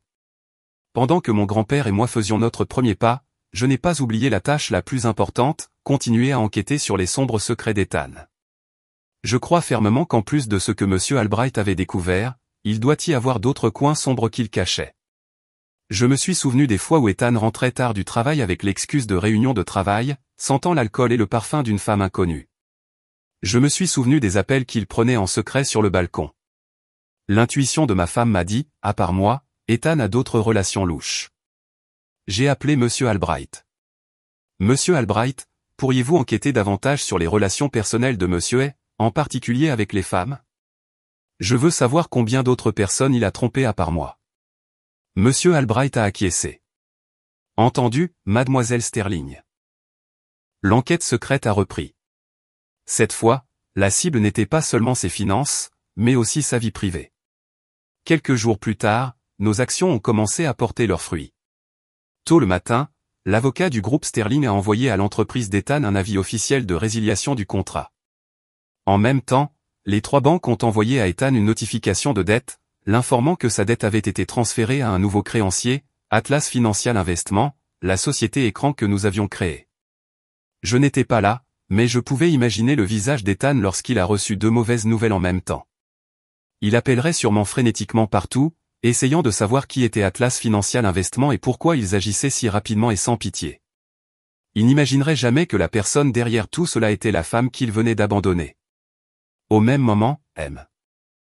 Albright a également apporté les premières informations sur la vie privée d'Ethan, et c'était bien plus terrible que je ne l'avais imaginé. Mademoiselle Sterling, monsieur et n'avait pas qu'une seule maîtresse, a dit monsieur Albright, en plaçant une pile de photos sur la table. Selon notre surveillance au cours des dernières 72 heures, il a été impliqué avec au moins 3 autres femmes. J'ai pris les photos avec les mains tremblantes de colère. Sur la première photo, Ethan avait son bras autour de la taille d'un jeune mannequin dans un bar de luxe. Sur la deuxième, il quittait un hôtel 5 étoiles avec une riche femme d'affaires plus âgée à son bras. Sur la troisième, il nourrissait tendrement une jeune étudiante dans un café. Chacune avait un charme différent, mais une chose en commun, elles semblaient toutes être des femmes avec de l'argent et du statut. Il ne les trompait pas seulement pour la luxure, a poursuivi monsieur Albright. Il les voyait comme des outils à utiliser. Le mannequin l'a aidé à accéder au monde du divertissement. Cette femme d'affaires est la présidente d'une grande entreprise de construction et pourrait lui obtenir des contrats lucratifs. Et cette étudiante, son père, est un haut fonctionnaire influent. J'ai posé les photos en me sentant nauséeuse. Cet homme n'avait pas de cœur. Il n'avait que des calculs et une cupidité sans fin. Il avait transformé sa vie en un échiquier, et chaque femme qui s'approchait de lui, y compris moi, n'était qu'un pion qu'il utilisait et jetait lorsqu'il n'était plus utile. Ce fait me blessait plus que sa trahison. Il montrait sa nature pourrie et malade. Continuez à enquêter, monsieur Albright, ai-je dit d'une voix glaciale. Je veux tout savoir sur ces femmes. Je veux savoir comment il les a escroquées. Peut-être qu'il est temps pour des victimes comme moi de s'unir. Un nouveau plan plus audacieux a commencé à se former dans mon esprit. Je n'allais pas seulement détruire Ethan, mais j'allais aussi le démasquer devant toutes les personnes qu'il avait trompées et continué de tromper. J'allais lui laisser nulle part où se cacher. Le piège était tendu et la proie commençait à paniquer. Mais ces femmes seraient-elles prêtes à coopérer avec moi, ou croiraient-elles aussi aveuglément en cet homme rusé comme je l'ai fait autrefois? Cette bataille s'avérait bien plus complexe que je ne l'imaginais. Tandis que l'orage que j'avais créé se rassemblait lentement au-dessus d'Ethan, de l'autre côté de la ville, dans l'appartement exigu, sa famille se laissait aller à une brève et fantastique joie. Ils n'avaient aucune idée de ce qui allait arriver. Pour eux, me mettre à la porte était une grande victoire. Ils s'étaient débarrassés de la belle-fille qui ne pouvait pas avoir d'enfant et, plus important encore, ils pensaient qu'ils allaient bientôt accéder à une vie de richesse. Dès que je suis parti, Carole s'est empressée d'appeler une parente éloignée qui était agent immobilier. « J'ai besoin que tu vendes cet appartement rapidement », a-t-elle dit au téléphone, sa voix incapable de cacher son excitation. « Le prix n'a pas d'importance. Fais juste vite. Oh, et tu peux organiser tous les papiers avec mon fils, Ethan. Cette maison est entièrement à lui. » Elle croyait avoir le droit de disposer de ma propriété, une propriété sur laquelle elle n'avait légalement aucun droit. Chloé était encore pire. Elle a immédiatement emménagé dans ma chambre, s'appropriant le lit, la coiffeuse et les choses que je n'avais pas emportées avec moi. Elle a pris des selfies et les a postés sur les réseaux sociaux avec une légende suggestive, « Enfin ma propre chambre. Adieu à ce qui n'était pas à moi. » Elle s'est même vantée auprès de ses amis des vêtements et des sacs que j'avais laissés derrière moi, qui ne lui allaient même pas. Ethan, bien qu'initialement surpris par mon apparition à la maison, a rapidement repris confiance. Il pensait que j'étais juste en colère, que je faisais bonne figure après avoir été abandonné. Il n'imaginait pas que je détenais tous ses secrets entre mes mains et que je préparais une contre-attaque brutale. Il a dit à sa mère et à sa sœur, « Maman, Chloé, ne vous inquiétez pas, Sophia est gentille et faible. Elle aboie beaucoup mais ne mord pas. Je vais la laisser se calmer quelques jours chez son grand-père, puis j'irai la chercher. D'ici là, elle n'aura d'autre choix que de m'obéir. » Il avait toujours confiance en ses talents d'acteur et de manipulateur. Il croyait que quelques mots doux, quelques larmes de crocodile feraient fondre mon cœur. Ils ont commencé à planifier leur avenir. Avec l'argent de la vente de l'appartement, ils rembourseraient les dettes de la société d'Ethan, et avec le reste, ils achèteraient une villa dans un quartier riche. Carole rêvait d'aller au spa tous les jours et de faire du shopping de luxe. Chloé prévoyait un mariage somptueux avec son nouveau petit ami riche. Ils ont pas un bel avenir, une vie de haute société, mais ils ne savaient pas que les fondations de ce rêve étaient construites sur des mensonges et qu'elles s'effondreraient bientôt. Leur euphorie a atteint son apogée lorsqu'un acheteur s'est présenté pour la maison. L'agent que Carole a appelé, suivant les instructions de M. Albright, a rapidement trouvé un client potentiel. Il s'agissait en réalité d'un employé du Sterling Group se faisant passer pour un nouveau magnate de l'argent, proposant d'acheter l'appartement rapidement et à un prix élevé. « Bonjour, madame. Je suis de l'agence immobilière. Un de nos clients est très intéressé par votre appartement. Il est prêt à payer 750 000 $ en espèces cette semaine. 750 000 $. Ce chiffre a presque fait s'évanouir Carole de joie. Elle a accepté à la hâte sans réfléchir à deux fois, exhortant Ethan à préparer les papiers rapidement. « Dépêche-toi, mon fils. L'occasion a frappé à notre porte. Avec ces 750 000 $, notre famille va complètement changer. » Ethan était également heureux, mais il lui restait un peu de bon sens. Il a dit à sa mère, « Maman, calme-toi. L'acte de propriété de la maison est toujours au nom de Sophia. Je dois la convaincre de signer les papiers de transfert d'abord. » « Qui a-t-il à convaincre ?» a rétorqué Carole. « Dis-lui qu'on a besoin de vendre la maison en urgence pour payer tes dettes et éviter la prison. Elle aura tellement peur qu'elle signera en larmes. Fais juste comme je te dis. » Alors qu'il se délectait du rêve de 750 000 $, la première mauvaise nouvelle est arrivée. L'avis de résiliation de contrat du Sterling Group a été livré à l'entreprise. Ethan a lu l'avis et est resté sans voix. Ces deux contrats représentaient près de 70% du chiffre d'affaires de l'entreprise. Sans eux, son entreprise n'était presque rien. Il a frénétiquement appelé ses contacts au Sterling Group, mais personne n'a répondu. Il ne comprenait pas pourquoi son ancien partenaire agissait avec une telle cruauté. Il pensait que c'était juste une malheureuse coïncidence. Mais bientôt, 3 lettres de 3 banques différentes sont arrivées en même temps, notification de dette, avis de transfert de créanciers et une demande de paiement de toutes les dettes dans les 24 heures. Ethan a lu le nom du nouveau créancier, Atlas Financial Investment Incorporated. Encore un nom complètement inconnu.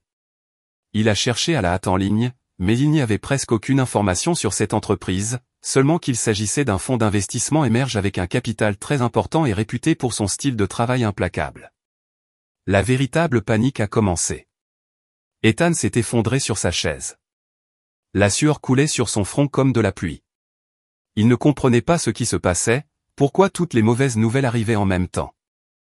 Il avait l'impression qu'une main invisible l'étranglait. Carole et Chloé, voyant le visage pâle d'Ethan, ont commencé à s'inquiéter. « Qu'est-ce qui ne va pas, mon fils ?» Qu'est-ce qui se passe? Ethan, tremblant, leur a tout raconté. Le rêve de 750 000 $, le rêve de changer leur vie, s'est évanoui en un instant comme de la fumée, ne laissant que la froide réalité de la faillite et de la dette. Qu'est-ce qu'on fait? Qu'est-ce qu'on fait maintenant? Carole errait dans la maison, marmonnant, comment allons-nous payer cet argent? Allons-nous vraiment être sans abri? Chloé a commencé à pleurer. Et mon mariage alors?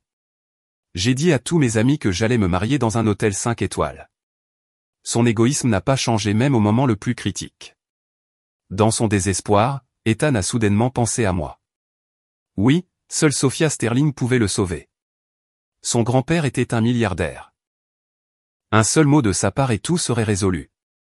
Une fois de plus, il s'accrochait à la bouée de sauvetage qu'il avait jetée. Il a attrapé à la hâte son téléphone et composé mon numéro. Il ne savait pas que la personne qui détenait son sort entre ses mains, le mystérieux créancier Atlas, c'était moi. Il s'apprêtait à supplier son ennemi. L'appel d'Ethan est arrivé alors que j'étais assise dans mon bureau en train d'examiner le dernier rapport sur la situation financière de l'entreprise. En voyant son nom sur l'écran, je n'ai pas répondu immédiatement. J'ai laissé le téléphone sonner, j'ai laissé sa nervosité et son désespoir résonner. Finalement, j'ai appuyé sur le bouton de réponse, mais je n'ai rien dit. Alors, Sophia. La voix d'Ethan à l'autre bout du fil tremblait et suppliait, complètement différente de son arrogance habituelle. Peut-on se rencontrer un instant? J'ai quelque chose à te dire, quelque chose de très important. Je suis restée silencieuse. Mon silence semblait le terrifier encore plus. Sophia, s'il te plaît, considère ça comme la dernière fois. J'ai eu tort. Je vais tout expliquer. S'il te plaît, donne-moi une chance. J'ai continué à me taire. Je voulais qu'il goûte à l'impuissance, au sentiment de devoir supplier quelqu'un d'autre, comme je l'avais fait. Finalement, j'ai ouvert la bouche. Ma voix était froide et inconnue. Je n'ai rien à te dire. Ne dis pas ça, Sophia, a-t-il presque crié. Mon entreprise est sur le point de faire faillite. Il me harcèle avec des dettes. Seulement toi peux me sauver. Ah bon, ai-je dit avec un ton sarcastique. Qu'est-ce que la faillite de ton entreprise a à voir avec moi? On va bientôt divorcer. Ça a à voir avec ça. Beaucoup à voir avec ça, a-t-il dit à la hâte. Tout est de ta faute. Si ce n'était pas pour toi, je ne serais pas arrivé à cette situation. Sophia, aide-moi juste cette fois. Je te promets que je te rembourserai tout. Je ferai tout ce que tu voudras. J'ai ri. Même dans cette situation, il me blâmait encore. Je n'ai besoin de rien, et je n'ai pas la capacité de t'aider. J'ai menti sans ciller. Comme tu peux le voir, j'ai aussi été mise à la porte par toi et ta famille, et je n'ai pas un sou. En ce moment, je vis de la charité de mon grand-père. Mon mensonge a été le coup le plus douloureux. Il a écrasé son dernier espoir. Il pensait que j'étais riche et puissante, et maintenant je lui disais que j'étais aussi un parasite. Non, ce n'est pas possible, a-t-il murmuré d'une voix désespérée. Ton grand-père avec toute sa richesse. Il ne va pas t'aider? C'est l'affaire de ma famille et ça n'a rien à voir avec toi, ai-je dit fermement. Je n'ai pas le temps de te parler. Sur ce, j'ai raccroché. Je savais que cet appel pousserait le désespoir d'Ethan à la limite. Une bête acculée est capable de la plus grande folie, et j'attendais ça.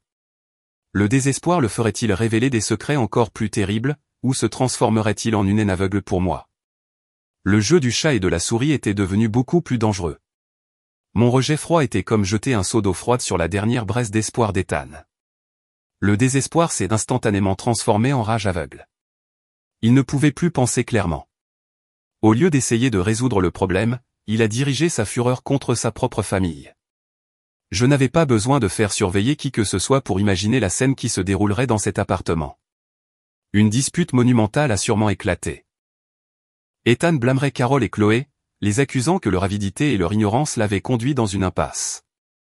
Et Carole et Chloé, avec leur rêve de richesse brisé, ne resteraient pas les bras croisés.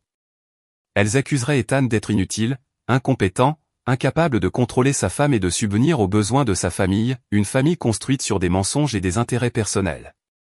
Face à la tempête, la première chose qu'elles ont faite a été de se déchirer. Comme je m'y attendais, quelques heures plus tard, Monsieur Albright a rapporté, Mademoiselle Sterling, les voisins ont signalé une dispute très forte au domicile de monsieur et avec des bruits de bris. J'ai souri, parfait. Que ce feu brûle plus fort. Pendant que sa famille était embourbée dans des conflits internes, j'ai commencé à déplacer ma prochaine pièce. Cette fois, la cible n'était pas seulement Ethan, mais tout son réseau d'escroquerie. J'ai appelé les 3 femmes que monsieur Albright avait étudiées, la jeune mannequin Lara, la riche femme d'affaires, Madame Beaumont, et l'étudiante Emily. Je n'ai pas révélé mon identité. J'ai demandé à monsieur Albright d'organiser des réunions individuelles en se faisant passer pour un journaliste enquêtant sur les escroqueries amoureuses dans la haute société.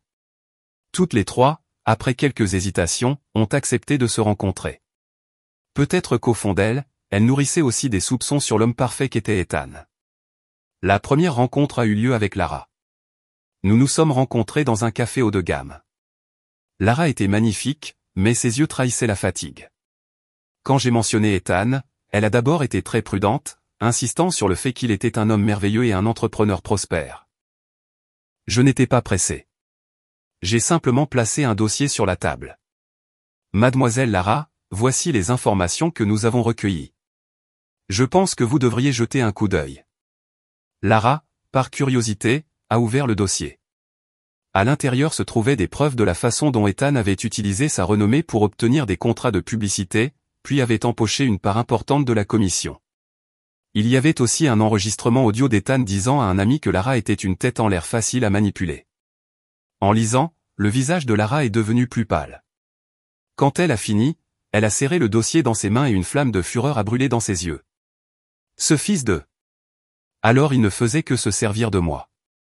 La réunion avec Madame Beaumont, la femme d'affaires, s'est déroulée de la même manière. Madame Beaumont était une femme pointue et expérimentée. Au début, elle ne croyait pas mes paroles. Mais quand j'ai présenté la preuve qu'Ethan, par son intermédiaire, avait obtenu un important contrat de construction, puis avait utilisé l'un de ses propres sous-traitants pour détourner des fonds, causant de graves problèmes de qualité et le risque d'un procès important, elle s'est complètement effondrée. Elle avait confié le projet de sa vie à Ethan, sans savoir qu'il lui poignarderait dans le dos. La dernière était la naïve étudiante Emily. C'était celle pour qui j'avais le plus de peine.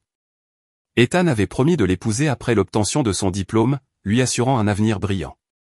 Elle l'avait cru et lui avait tout donné. Mais quand je lui ai montré des photos d'Ethan avec d'autres femmes et que j'ai diffusé l'enregistrement audio de lui se vantant auprès de ses amis d'avoir conquis la fille d'un fonctionnaire influent, son monde rose s'est brisé. Elle a pleuré amèrement de douleur et de rage. 3 femmes, 3 situations différentes, mais toutes unies par la même douleur, ayant été trompées par le même homme, je leur ai non seulement montré le vrai visage d'Ethan, mais aussi quelque chose de plus important. Vous n'êtes pas seul, leur ai-je dit. Je suis aussi l'une de ces victimes. Mais nous ne pouvons pas rester assises ici à pleurer. Nous devons nous unir et demander justice pour nous-mêmes. Au début, elles ont hésité. Elles avaient peur des représailles, de perdre leur réputation. Mais l'empathie et la flamme de la haine nous ont unis. Nous avons formé une alliance de vengeance. Chacune d'entre nous, utilisant nos propres forces et contacts, a commencé à recueillir silencieusement plus de preuves et à se préparer à l'attaque finale. Lara, grâce à ses contacts dans le monde du divertissement, a commencé à répandre des rumeurs négatives sur l'intégrité d'Ethan. Madame Beaumont, utilisant son expérience et son pouvoir dans le monde des affaires, a fait pression sur les partenaires restants de l'entreprise d'Ethan pour qu'ils reconsidèrent également leur collaboration. Emily a commencé à exercer une influence subtile par l'intermédiaire de sa famille. Les nouvelles autour d'Ethan se resserraient. Il a commencé à subir des pressions non seulement de son créancier Atlas Investment, mais aussi des personnes même qu'il avait trompées. Il a commencé à être isolé, marginalisé. Son entreprise était maintenant un navire en train de couler. Pendant ce temps, je ne suis pas resté inactive. J'ai décidé de porter un coup public, un coup qui empêcherait Ethan de relever la tête. J'ai contacté un magazine d'affaires prestigieux et j'ai accepté une interview exclusive, mais le sujet ne serait pas mon retour, mais le côté obscur des mariages dans la haute société. Je savais que cette interview serait une bombe, et j'étais prête à allumer la mèche. Ce n'était plus seulement mon combat. C'était un combat pour chaque femme qu'Ethan avait trompée, et nous étions déterminés à gagner. Quel pouvoir destructeur aurait la bombe médiatique que j'étais sur le point de lâcher? Et acculé, quel dernier geste désespéré ferait la bête Ethan? La toile que mon alliance et moi avions tissée a commencé à faire effet beaucoup plus rapidement et plus fortement que je ne l'avais prévu. L'entreprise d'Ethan, déjà comme une maison au bord de l'effondrement, devait maintenant résister à une tempête soufflant de toutes les directions. Les petits partenaires, entendant les rumeurs sur l'intégrité d'Ethan répandues par Lara, ont commencé à s'inquiéter. L'un après l'autre, ils ont trouvé des excuses pour retarder les commandes ou ont exigé le paiement immédiat des factures. L'entreprise de Madame Beaumont, l'un de ses principaux clients restants, a envoyé une communication officielle demandant un audit complet de la qualité du travail effectué par l'entreprise d'Ethan, menaçant de poursuivre en justice si des irrégularités étaient constatées. La source de revenus était presque complètement coupée. Pendant ce temps, de l'autre côté, Atlas Financial Investment, c'est-à-dire nous, a continué à augmenter la pression. Ethan recevait quotidiennement des dizaines d'appels et de courriels du créancier, exigeant un plan de remboursement concret.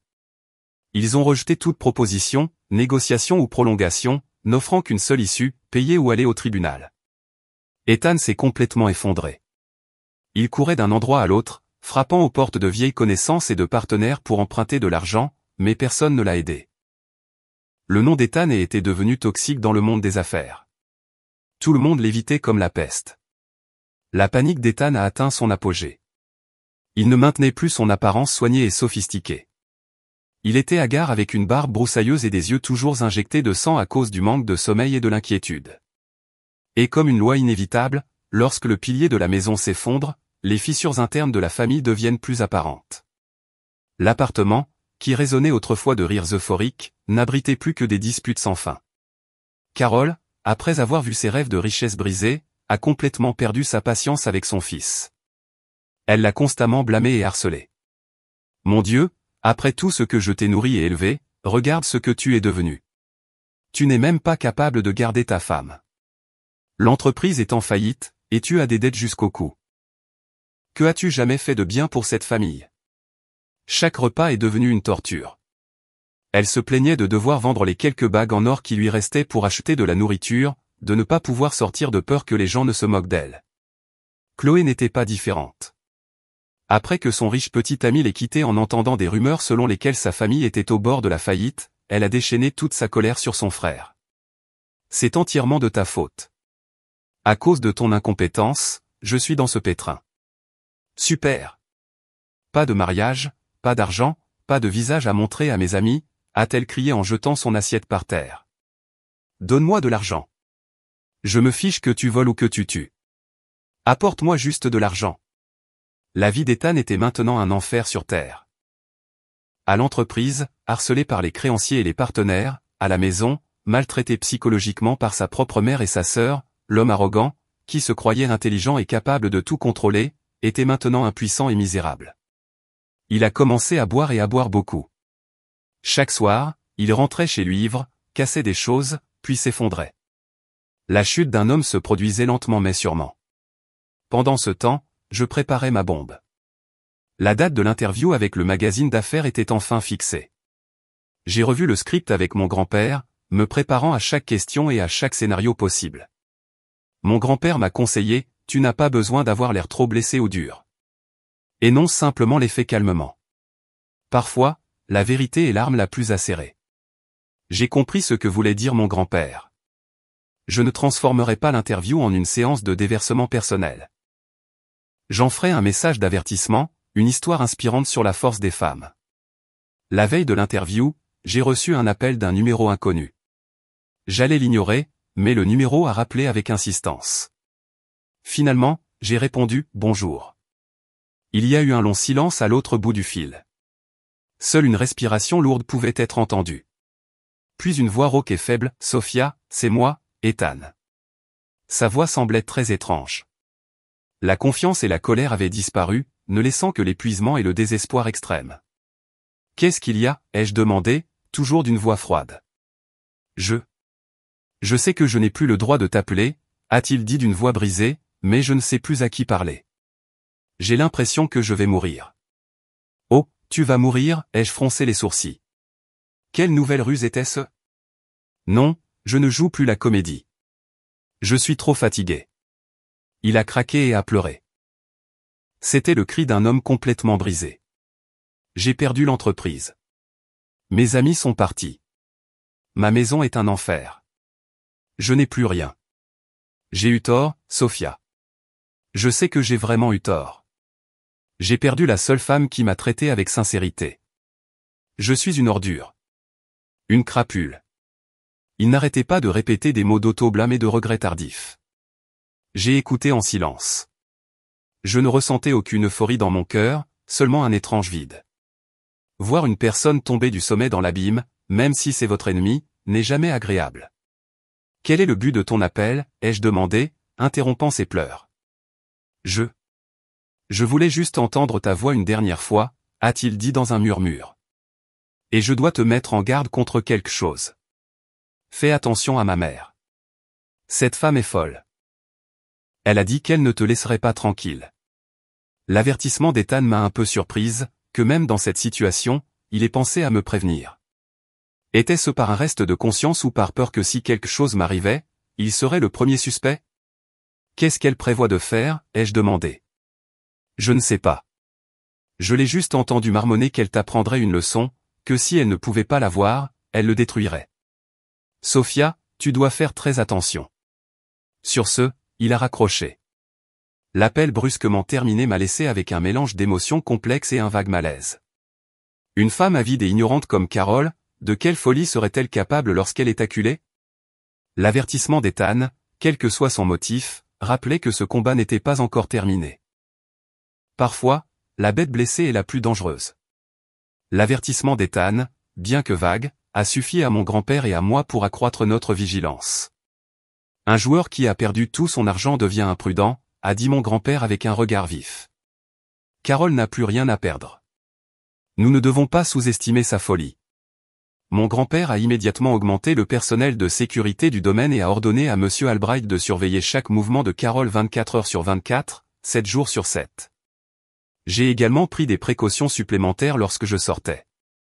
La bataille touchait à sa fin, et nous ne pouvions pas nous permettre la moindre erreur.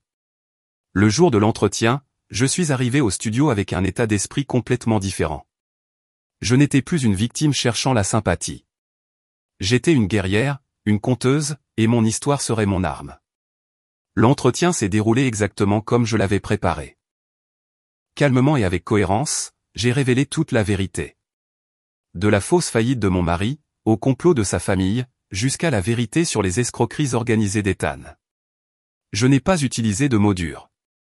J'ai simplement présenté les preuves, des enregistrements audio et des relevés bancaires. Je n'ai pas non plus oublié de mentionner l'alliance des femmes qui s'étaient dressées à mes côtés. À la fin de l'entretien, j'ai officiellement annoncé la création de la Fondation Sophia Sterling. J'ai officiellement annoncé la création de la Fondation Sophia Sterling, une fondation spécialisée dans le soutien juridique et psychologique aux femmes victimes d'escroqueries matrimoniales et de violences domestiques. Je veux transformer ma douleur en action, ai-je dit, en regardant directement la caméra, afin qu'aucune autre femme n'ait à traverser ce que j'ai traversé. Mon entretien a eu un impact énorme. Non seulement il a complètement changé l'opinion publique, mais il a également suscité une forte vague de soutien communautaire. Sophia Sterling et la Fondation Sophia Sterling sont devenus des symboles de force et des droits des femmes. Pendant ce temps, la famille d'Ethan a dû endurer toute la force de la tempête. La porte de leur appartement était assiégée par des journalistes, et leur téléphone sonnait sans arrêt avec des appels insultants et réprobateurs. Ils ne pouvaient pas faire un pas dehors. La perte de réputation était plus terrible que la ruine financière. Mais le mépris et la colère du public ont semblé être le catalyseur final qui a poussé Carole à son acte le plus dément. Cette nuit-là, Monsieur Albright m'a appelé d'une voix très urgente. Mademoiselle Sterling, quelque chose de grave s'est produit. Carole a disparu de la maison. Nos gens l'ont vu prendre un taxi vers la périphérie, et elle portait un bidon d'essence. Mon cœur s'est arrêté. La périphérie. Il y avait un ancien entrepôt du groupe là-bas, un endroit isolé et rarement fréquenté. Que comptait-elle faire? La suivez-vous? Oui, mais elle est très alerte et change constamment de voiture. Nous suivons du mieux que nous pouvons.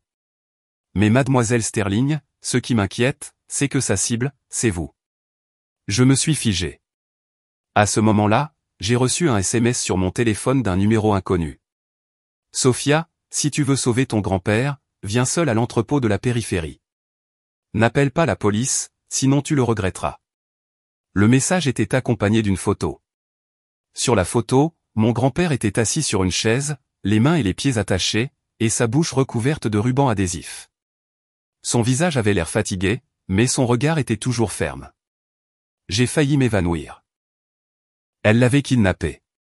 Cette femme perverse avait osé toucher la personne que j'aimais le plus. Mademoiselle Sterling, ça va? J'ai entendu la voix inquiète de Monsieur Albright à l'autre bout du fil. Monsieur Albright, mon grand-père. Carole a kidnappé mon grand-père. Elle veut que j'aille seul à l'entrepôt. J'ai à peine réussi à rester calme en expliquant la situation. Vous ne pouvez pas, a crié Monsieur Albright. Vous ne pouvez pas y aller seul. C'est un piège. Mais je ne peux pas mettre mon grand-père en danger. Mademoiselle Sterling, écoutez-moi. Le président a vécu beaucoup de choses dans sa vie. Il sait comment se protéger. C'est maintenant que vous devez vraiment rester calme. Envoyez-moi votre position et le texte intégral du message. J'informerai immédiatement la police et je déploierai nos hommes pour encercler la zone. Faites comme elle le demande, mais n'oubliez pas que nous serons juste derrière vous. J'ai fait ce que Monsieur Albright m'a dit. La peur en moi s'est progressivement transformée en une haine glaciale. Carole, tu as franchi la ligne. J'ai conduit seul vers la périphérie. Au fur et à mesure que la nuit s'épaississait, la route devenait de plus en plus déserte. Les phares de la voiture illuminaient l'obscurité, et un vieil entrepôt abandonné est apparu devant moi. J'ai garé la voiture et je suis sorti. La porte de fer rouillé de l'entrepôt s'est ouverte en grinçant. Carole se tenait là avec un briquet à la main et le bidon d'essence rouge à côté d'elle. Dans la faible lumière, son visage était horriblement défiguré et fou. « Tu es venu, dit-elle avec un rire glaçant. Je savais que tu viendrais. Où est mon grand-père, ai-je demandé d'une voix glaciale. À l'intérieur. Il est toujours vivant, sourit-elle.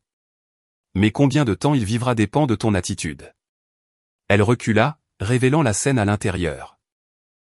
Mon grand-père était attaché à un pilier en bois au centre de l'entrepôt. Autour de lui, elle avait versé une grande quantité d'essence. Que veux-tu, ai-je demandé, en serrant les poings. Ce que je veux? Elle rit comme une maniaque. Je veux que tu meures. Tu as ruiné tout ce que j'avais. Tu as pris mon fils, mon argent, mon honneur. Maintenant, je vais te faire ressentir ce que c'est de perdre la personne que tu aimes le plus. Es-tu folle? Oui, je suis folle. Tu m'as rendu folle, cria-t-elle, en levant la main avec le briquet. Maintenant, mets-toi à genoux, baisse la tête et implore mon pardon, et transfère 250 millions de dollars sur mon compte. Sinon, avec une seule étincelle de ce briquet, toi et ton grand-père passerez dans l'autre monde ensemble. Elle voulait nous emmener avec elle. Elle n'avait plus rien à perdre. J'ai regardé ses yeux injectés de sang, fou, puis j'ai regardé mon grand-père. Il m'a regardé et a secoué légèrement la tête, comme pour me signaler de ne pas faire ce qu'elle disait. Je savais qu'il préférait mourir plutôt que de céder à une méchante.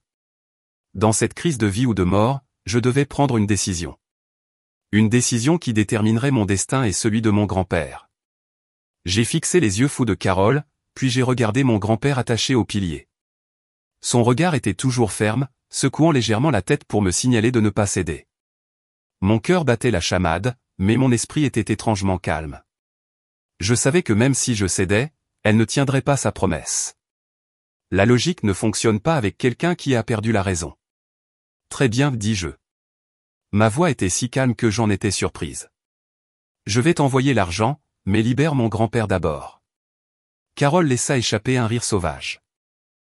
Tu me prends pour une imbécile pour qu'aussitôt que je le lâche, tu appelles la police et tu me fais arrêter? Pas question. D'abord, tu envoies l'argent, et ensuite on verra. Si tu ne me fais pas confiance, comment puis-je te faire confiance, dis-je, en essayant de gagner du temps, en scrutant rapidement l'obscurité, en espérant que les forces de police étaient en position. Tu n'es pas en position de fixer des conditions ici, grogna-t-elle, sa main tenant le briquet tremblant. Je vais compter jusqu'à 3. Si tu n'envoies pas l'argent, je brûle tout. Sa voix résonna vivement. Attends, criai-je, feignant une panique extrême. D'accord, je vais l'envoyer. Je vais l'envoyer tout de suite. Faisant semblant de trembler, j'ai sorti mon téléphone et j'ai commencé à tapoter l'écran, simulant la transaction.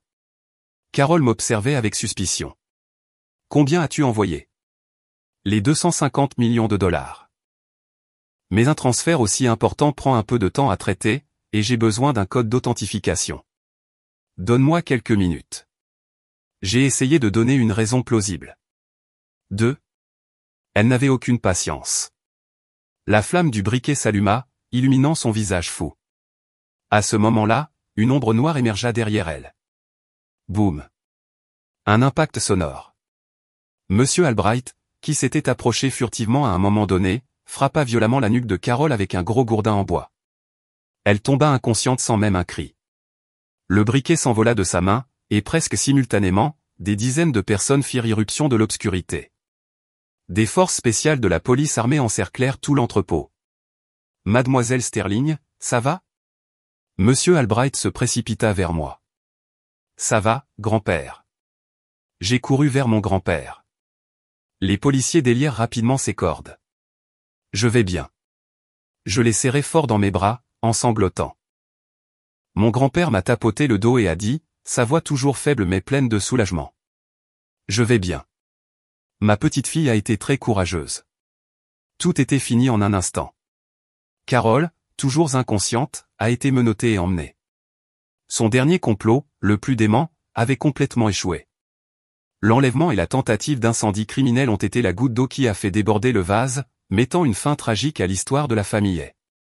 Carol, accusée de plusieurs crimes, notamment d'enlèvement, de menaces de mort et de tentative d'incendie criminel, a reçu une peine sévère. Elle passerait le reste de sa vie dans les murs froids d'une prison. Réfléchissant à ses crimes, Ethan, en apprenant l'acte dément de sa mère, s'est complètement effondré. Il a abandonné ses appels et a silencieusement accepté la sentence qui lui avait été infligée. Peut-être qu'au fond de lui, il réalisait qu'une partie de la responsabilité de toute cette tragédie incombait à sa propre faiblesse, à son avidité et à sa trahison. Claude aussi, après une période de détention et d'enquête, a dû faire face à la justice. Bien qu'elle n'ait pas participé directement au complot majeur en tant que complice par dissimulation, elle a également reçu la punition qu'elle méritait. La vie d'une jeune femme idole était terminée, remplacée par le travail pénitentiaire. La chute de la famille était une conclusion prévisible, une conséquence inévitable de la cupidité et de la malice.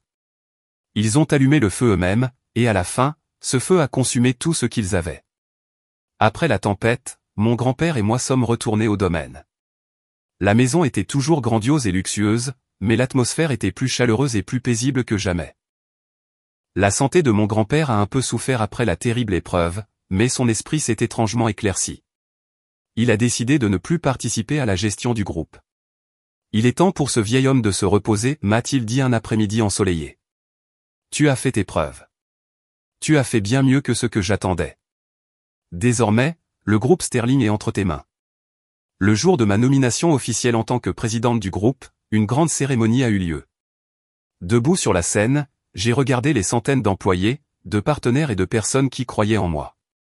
Je n'ai plus ressenti de peur ni de pression. J'ai ressenti un grand sens des responsabilités et de la fierté. Je n'avais pas déçu les attentes de mon grand-père, ni rendu le sacrifice de mes parents vains. Mais le succès dans les affaires n'était pas la seule chose que j'avais accomplie. Tout au long du processus juridique, il y a eu une personne qui m'a silencieusement soutenu à la fois sur le plan juridique et émotionnel. Monsieur Michael Davis. Il n'était pas seulement un avocat compétent du cabinet de Monsieur Torres, mais aussi un homme chaleureux, compréhensif et digne de confiance. Nous avons traversé les moments les plus difficiles ensemble, et progressivement un sentiment spécial s'est développé entre nous. L'amour est venu à moi pour la deuxième fois doucement et paisiblement. Il n'était pas submergé par mes antécédents familiaux ou ma richesse. Il aimait la personne que j'étais, ma force et ma persévérance. À ses côtés, je pouvais être moi-même, me sentir vraiment aimé et respecté. Un an plus tard, nous avons organisé un petit mariage chaleureux sur une plage ensoleillée et venteuse.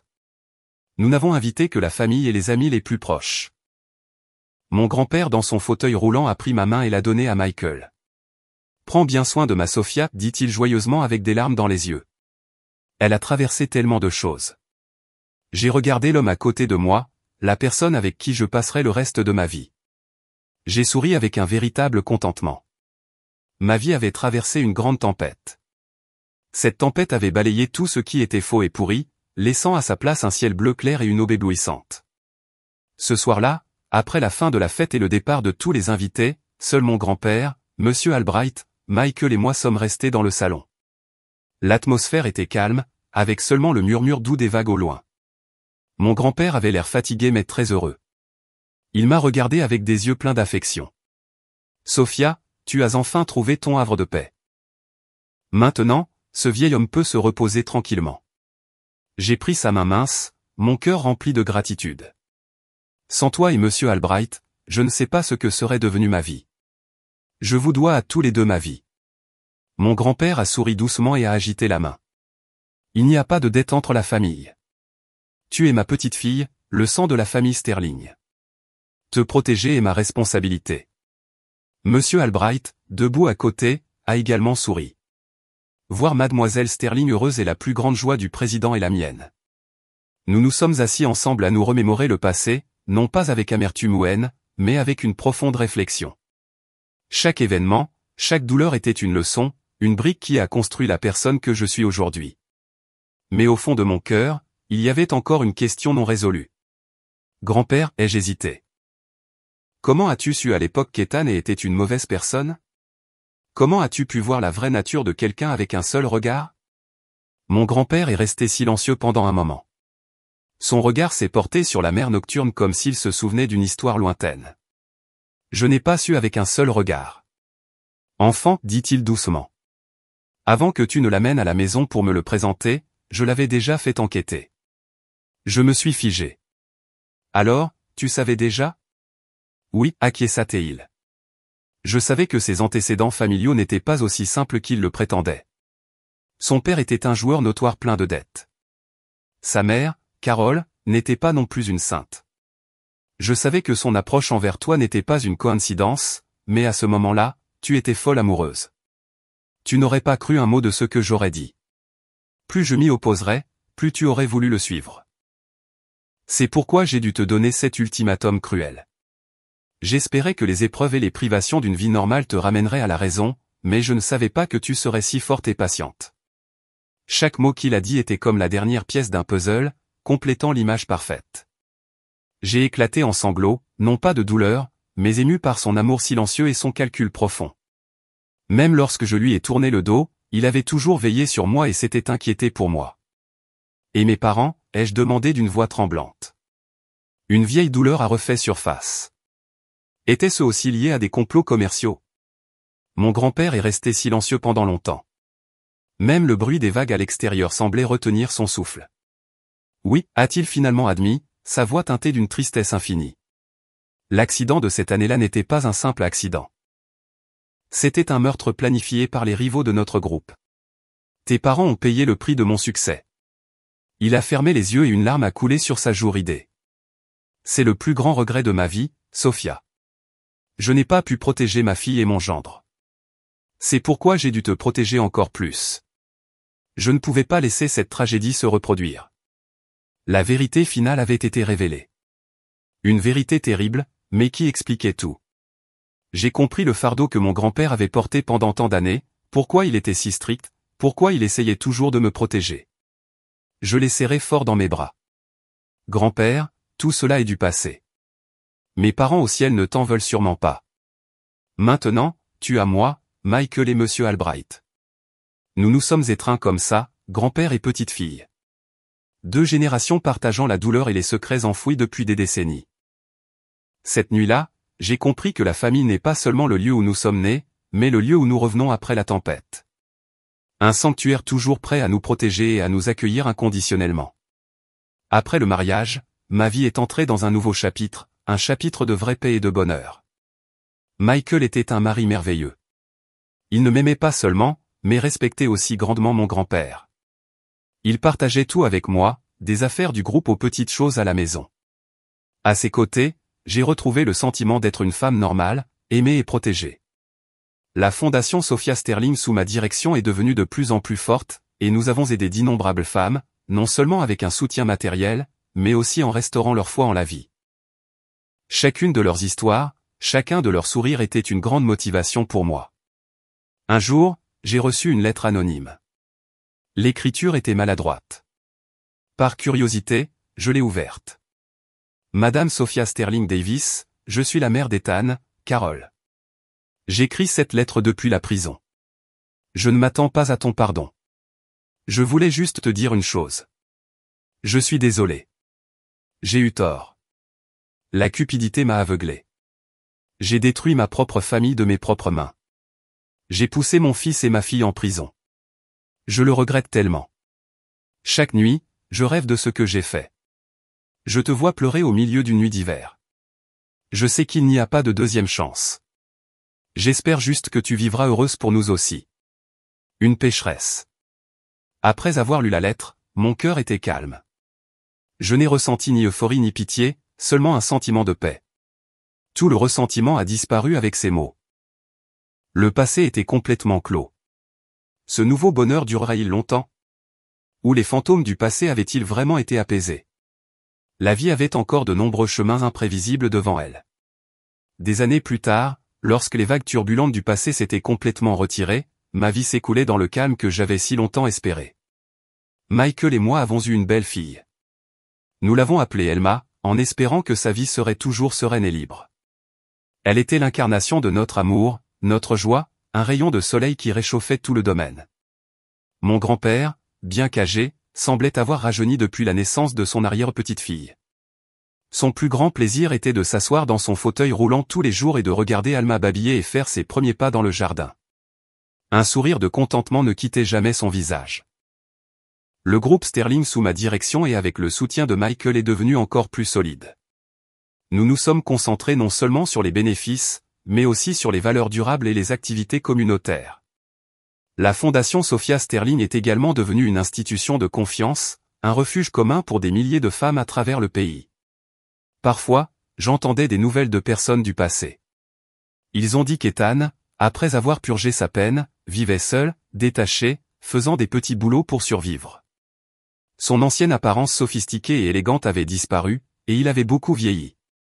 Chloe, après être sorti de prison, n'a pas non plus trouvé d'emploi stable. La vie dure l'avait dépouillé de ses habitudes luxueuses et l'avait transformé en une personne plus calme et plus réservée. Je ne m'intéressais plus à eux. Leur vie, les chemins qu'ils ont choisis étaient de leur propre responsabilité. L'ancienne haine avait complètement disparu. Il ne restait que l'indifférence que l'on ressent pour un étranger. Un après-midi de week-end, notre famille était réunie dans le jardin. Michael apprenait patiemment à Elma à faire du vélo pendant que mon grand-père applaudissait et encourageait depuis le côté. Moi, assise sur une balançoire, je lisais un livre et je les regardais avec un sourire. La scène était vraiment paisible et heureuse. Soudain, Monsieur Albright s'est approché avec une expression quelque peu sérieuse. « Madame, quelqu'un veut vous voir. »« Qui, Monsieur Albright ?» ai-je demandé. « Monsieur Ethan et je me suis figé. »« Ethan, après tant d'années, pourquoi était-il ici pour me voir? » Dites-lui que je ne suis pas là, ai-je répondu froidement. Je ne voulais pas que quoi que ce soit du passé perturbe ma vie actuelle, mais il dit que c'est une affaire très importante liée au testament de Madame Carol. Monsieur Albright hésita. Carol était décédée en prison d'une maladie il y a quelques années. Son dernier testament. La curiosité me piqua, mais j'étais aussi rempli de suspicion. Où est-il? Il attend devant la porte principale. J'ai réfléchi un instant. Très bien, amenez-le dans le petit salon. Ne le faites pas savoir à mon grand-père et aux autres. Je ne veux pas briser la paix familiale. Je suis entré dans le petit salon. Ethan était assis sur un canapé.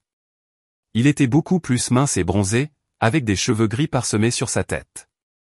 Il avait l'air beaucoup plus vieux et plus usé que son âge ne le suggérait. En me voyant entrer, il se leva maladroitement et garda la tête baissée, n'osant pas me regarder directement dans les yeux. « Bonjour ?» Sa voix était basse. « Que fais-tu ici ?» ai-je demandé, en maintenant une distance de sécurité. « Je suis venu pour remplir une dernière promesse que j'ai faite à ma mère. » Il sortit une boîte en bois délavée d'un vieux sac en tissu avec des mains tremblantes et la posa sur la table. « Avant de mourir, ma mère m'a demandé de vous rendre ceci, dit-il. Ma mère a dit qu'elle vous avait fait du tort, à vous et à vos parents. Elle a dit que c'était le seul souvenir qu'elle avait de leur amitié. Par curiosité, j'ai ouvert la boîte. À l'intérieur, il y avait un vieil album photo et quelques lettres jaunies. J'ai tourné la première page de l'album. Il y avait des photos de ma mère et de Carole quand elles étaient jeunes. Elle s'étreignait et souriait brillamment. J'étais stupéfaite. Comment? Comment est-ce possible? Ma mère et ta mère, elles étaient autrefois les meilleures amies, dit Ethan amèrement. Ce fait était comme un éclair pour moi. J'ai feuilleté les lettres. C'étaient des lettres que ma mère avait écrites à Carole, parlant de la vie, de l'amour, des rêves. Dans une lettre, ma mère a écrit « Suzanne, je pense que je devrais bientôt aller dans un endroit lointain. Je te confie ma Sophia. Traite-la comme si elle était ta propre fille. Si plus tard Sophia et Ethan ont un destin ensemble, ce sera mon plus grand bonheur. » Alors c'était ça. Non seulement elles étaient amies, mais ma mère m'avait confié à Carole. Mais pourquoi? Pourquoi m'a-t-elle traité comme ça? À cause de la cupidité et de la jalousie, répondit Ethan, comme s'il lisait mes pensées. Ma mère a toujours envié la richesse et le bonheur de ta mère. Lorsque ta mère est décédée, elle a délibérément coupé tout contact et a caché cette relation. Elle voulait que tu vives dans la souffrance. De cette façon, elle pouvait ressentir du plaisir. Et quand je t'ai rencontré, ma mère a vu une opportunité. L'opportunité d'arracher tout ce qu'elle pensait que ta mère lui avait pris. J'ai fermé l'album. Mon esprit était un tourbillon d'émotions. La tragédie de ma vie était finalement née du ressentiment d'une génération précédente. Comme c'est absurde et tragique. Pourquoi me racontes-tu ça? J'ai regardé Ethan directement dans les yeux. Pour demander pardon. Ethan secoua la tête et un sourire amer apparut sur ses lèvres. Non, je n'ose pas demander ton pardon. Je voulais juste que tu connaisses toute la vérité. J'ai vécu dans le mensonge et la culpabilité pendant trop longtemps maintenant. Je veux juste vivre en paix. En te rendant ces souvenirs, je considère ma dernière dette payée. Il s'inclina à nouveau devant moi, se tourna silencieusement et partit. J'ai regardé son dos solitaire, et dans mon cœur il n'y avait plus de haine, mais une vague compassion. Tout le monde doit payer pour ses erreurs. C'est juste que le prix qu'ils ont payé était trop élevé. J'ai pris l'album dans mes mains et j'ai regardé à nouveau ma mère et Carole, souriant radieusement sur la photo. Peut-être que dans un autre monde, elles auraient pu résoudre tous leurs ressentiments et redevenir amies. La rencontre inattendue avec Ethan et la vérité sur la relation de ma mère et Carole ont clos le dernier chapitre du passé. C'était comme si la dernière pièce du puzzle était tombée en place, complétant le tableau complet de ma vie avec ses côtés lumineux et ses coins sombres tragiques. Je n'ai plus ressenti de ressentiment ni ne me suis blâmé. J'ai appris à accepter et à pardonner, non pas pour eux, mais pour pouvoir avancer légèrement. Ma vie a repris son cours paisible, le travail au sein du groupe, les projets de la Fondation Sophia Sterling, et surtout, ma petite famille. Chaque jour était comme un cadeau. J'ai chéri chaque instant avec Michael, en regardant ma fille Elma grandir, et en voyant mon grand-père sourire. C'était la richesse la plus précieuse, quelque chose qu'aucun argent ne pouvait acheter.